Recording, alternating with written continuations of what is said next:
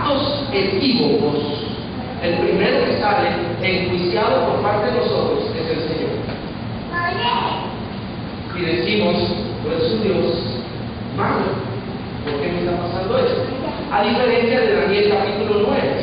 Daniel dice, tuya es la justicia y nuestra es ¿qué? La confusión. Es importante tener claro que cuando estamos experimentando consecuencias de nuestra propia infidelidad, tener una imagen correcta de Dios nos va a ayudar a ser fieles a Dios. Dios es un Dios justo. Y lo que nosotros en este momento tendremos que reseñar es, Señor, lo que estoy sufriendo es justo. Tuya es la justicia, mía es la confusión. Es decir, estoy obteniendo lo que merezco.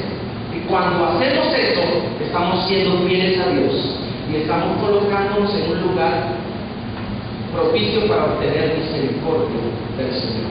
Pero Daniel también ejemplifica a un hombre que sufre de manera injusta, porque él, si bien estaba sufriendo como pueblo, él era un hombre justo, que estaba llevando las consecuencias de los caminos injustos de su nación.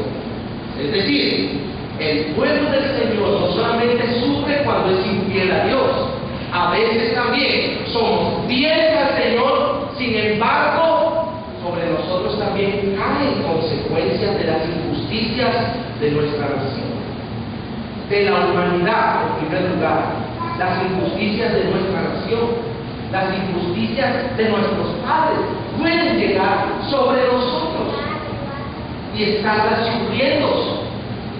Y cuando estamos sufriendo de manera injusta, es decir, no estoy sufriendo porque yo causé mi desgracia, sino porque otros han causado mi dolor, una perspectiva correcta de Dios te va a ayudar a ser fiel. En medio de la dificultad, Daniel no ve a un Dios derrotado, ¿sí o no? No era verdad que Dios hubiese sido derrotado por él y que ellos estuvieran a expensas del enemigo. Nadie ve a un Dios que ha entregado a su pueblo, en su bondad lo ha entregado para ser disciplinado a fin de que su hijo Israel aprendiera el camino de la santidad. Es decir, en medio del juicio Dios estaba haciendo que, bueno, un buen padre.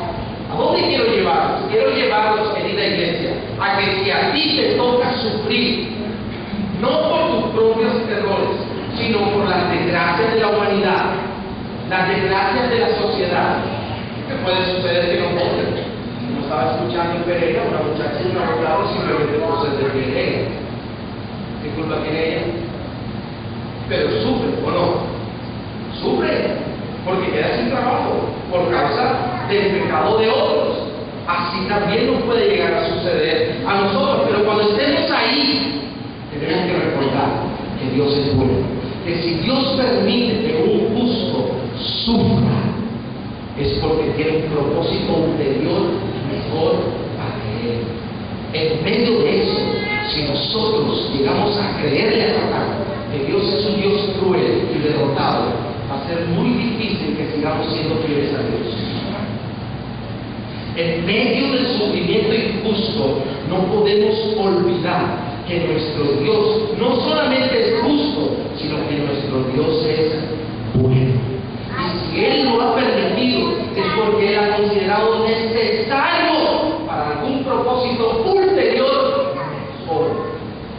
No estoy diciendo que eso signifique que entendamos lo que está pasando, ni mucho menos que nos sintamos a gusto con lo que está pasando, pero podemos decirle a Dios en esos momentos: Señor, no comprendo nada, no me gusta lo que me está pasando, pero decido creer que tú eres un Dios bueno, que sabes por qué he permitido esto y que sabrás llevarme a un propósito. La prueba de fidelidad para Daniel y sus amigos amigos, era una prueba en medio de una situación que de suyo no era pecaminosa o claramente pecaminosa.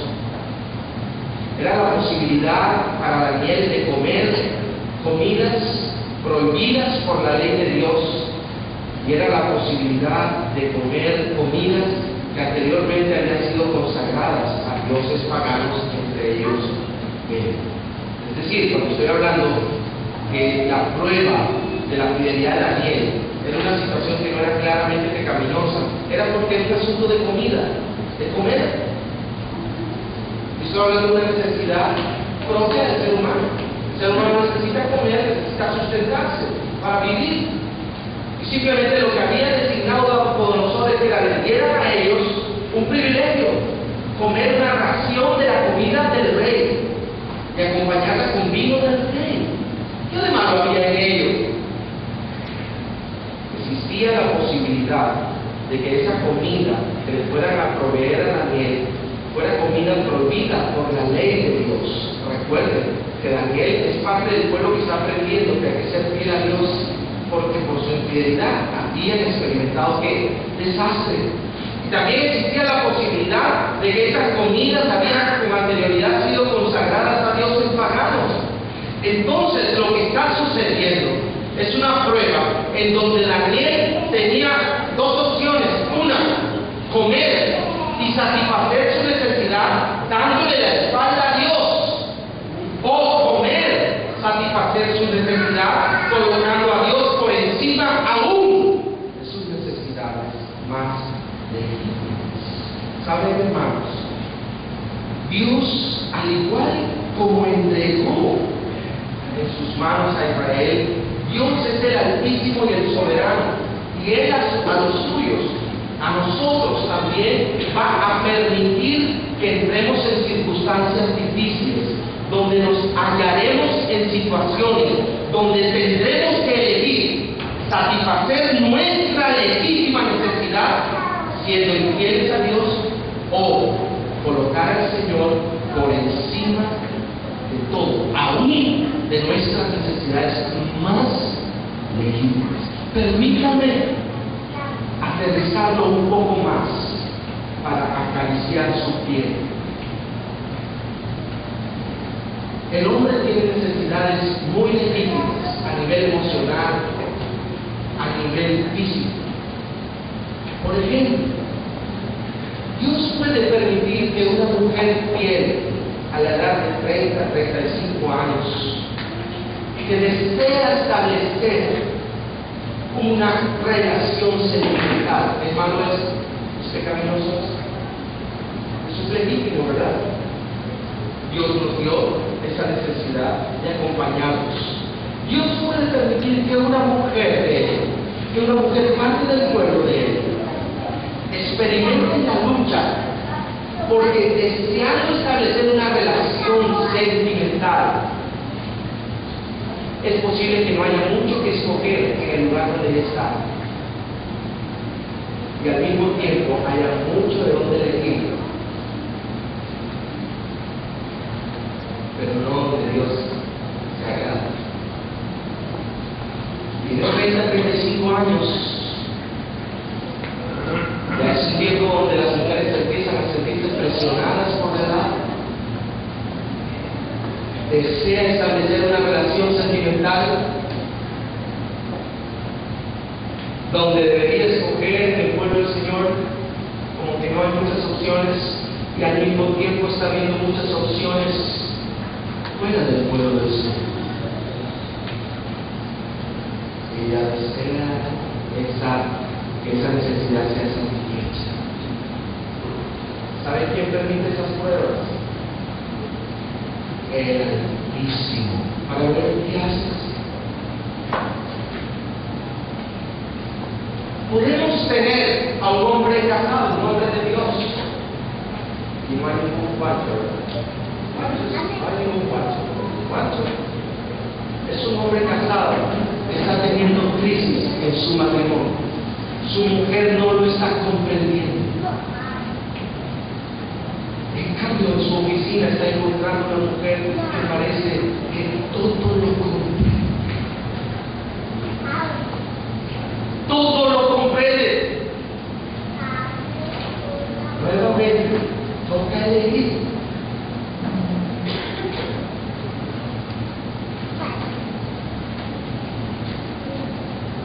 Tenemos un hombre casado cuya pareja no puede tener hijos. Y él anhela ser padre. Está teniendo la posibilidad de entrar en otra relación. A nivel laboral, tenemos un hombre de Dios que tiene dificultades. Ha quedado sin empleo, lleva un tiempo sin empleo.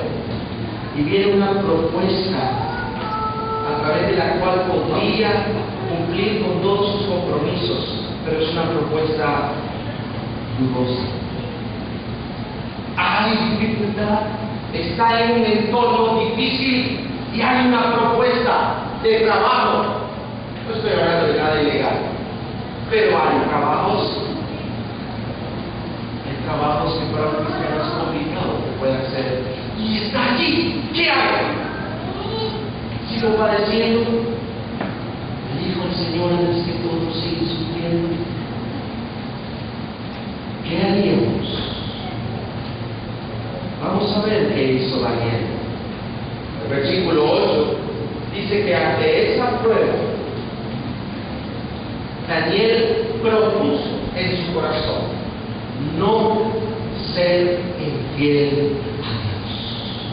Es decir, la decisión de Daniel fue: Dios, tú estás por encima de todo, aún por encima de mis necesidades más legítimas, están por encima de la variedad. Pobre Daniel durante 3 años comió solamente de uvas. Por encima de la abundancia, por encima aún de la exquisitez. No había comparación entre las comidas que Daniel comió frente a las comidas de reyes. Ustedes se imaginan lo que son las comidas de reyes, ¿verdad? Él dijo: Dios, mis necesidades son legítimas, pero yo decido que tú estás por encima aún de ellas.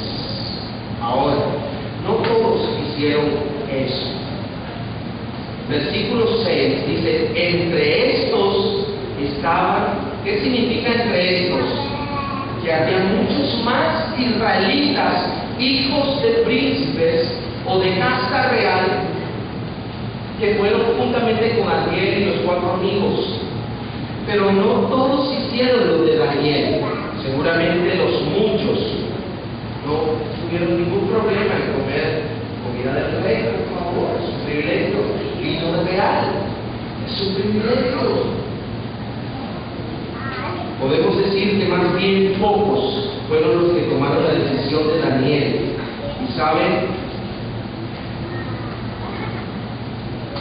los muchos que seguramente comieron la comida de Nabucodonosor, ni nombre tenemos en el texto bíblico y no sabemos nada de ellos hasta el día de hoy.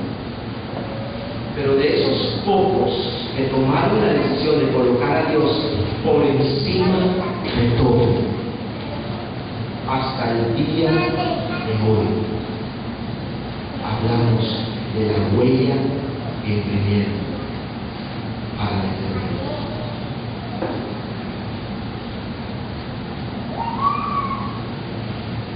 No serán muchos los que elijan situar a Dios por encima de todo. No serán muchos los hombres que en una situación hipotética como la que hemos presentado dicen: quiero con mi mujer, con esta mujer que parece comprender todo, por colocar a Dios por encima de todo.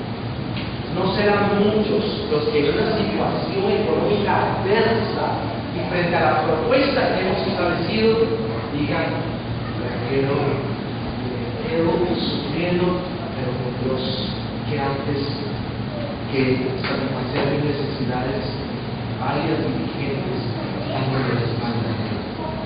No serán muchos los que dentro de